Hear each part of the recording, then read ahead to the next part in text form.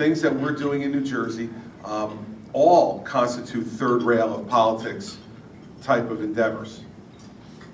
When I came into office, I was just telling Rick this before we got done taking the photos, my old buddy John Corzine told me that I had a $500 million surplus in fiscal year 2010, which I was taking over the government in the midst of. Well, when we got there, we found within a couple of days that we actually had a $2.2 billion deficit that he papered over and lied to the people of New Jersey about during the re-election campaign. Spending money like crazy, including, and this is a story I haven't told yet publicly, but Governor Corzine was a big fan of huge amounts of aid to the cities in our state, who just happened to be governed by Democratic mayors who provided the base of his political support. Hundreds and hundreds of millions of dollars of aid. And so we asked him at the end during the transition, listen, allow us the opportunity to reevaluate this program. Don't do anything else with it until we're in. And he said, well, of course, Governor-elect, we'll forbear on that. I heard a rumor on the weekend before the inaugural that he had promised the mayors of 3 of our largest cities that he would send them collectively about $180 million of aid before he left office. And so literally, as I stood at the War Memorial in Trenton taking the oath of office, I instructed my cabinet secretary that as soon as I was done with the oath, he was to go off the stage, call the Treasury Department, and tell them that if there were any orders that were given to send money, that they were to stop it immediately by order of the new governor.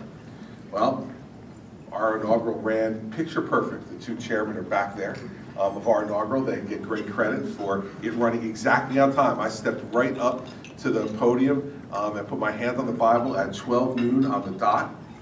And so at 12:01, Luke Getting, my cabinet secretary, went off the stage, called, and the head of the Office of Management Budget said, at 10:30 this morning, Governor Corzine ordered us to wire transfer $180 million to 3 different cities, and we had no choice. Tell the governor-elect he was still the governor at that time, and we sent it. It was that kind of garbage that I inherited, that kind of conduct by a guy who never quite understood what it meant to lead and never quite understood what it meant to be governor. So we inherit this $2.2 billion deficit with 5 months to go in the fiscal year. And so most of your money for the fiscal year is out the door already. And we have a $29 billion budget, so you're not talking about an insignificant amount of money. So I had 2 choices. Choice number 1 would be to sit down with the legislative leadership, talk to them about how we could work together to plug the gap. Choice number 2 was for me to impound $2.2 billion in spending, planned spending, and put it away and do it by executive order. Now, I've heard a couple of mentions this morning from those of you who are in line for photographs that you've seen some of my YouTube videos from my first 9 months as governor. Which one do you think I picked? For those of you who thought I picked choice number 1, sit down with the legislature and negotiate an amicable settlement, you really need to leave now. Because that's just such a bad answer that you should really just go. Go to work, do whatever you're going to do. Of course we picked choice number 2, and this is how we did it.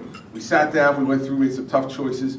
We identified the funds that we were going to impound from across government, and I signed an executive order impounding that money.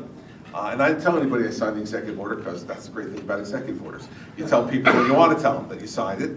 And I then asked for a joint session of the legislature. And I went down to the chamber for my first speech in front of the legislature, nearly 3 weeks into office. And I said to them, here's the deal. You left me with a $2.2 billion budget deficit that you created and papered over with the former governor.